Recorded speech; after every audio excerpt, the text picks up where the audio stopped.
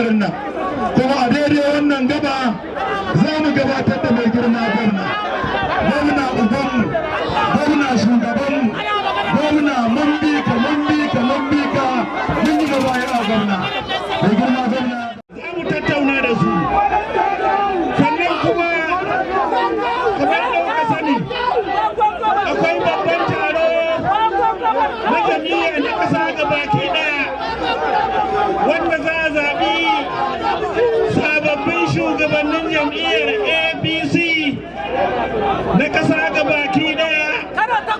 To muna tabbatar muku wannan taro an yi tsari mai kyau.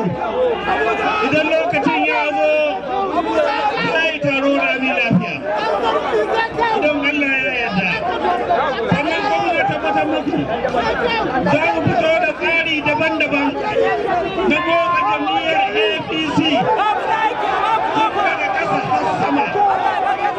Saboda haka matasa ku daura da mana ku jajirce, za mu fito yin aikin jam'iyya domin mu tabbata cewa jam'iyyar APC ta ci gaba da mulkin Kano da ikon Allah.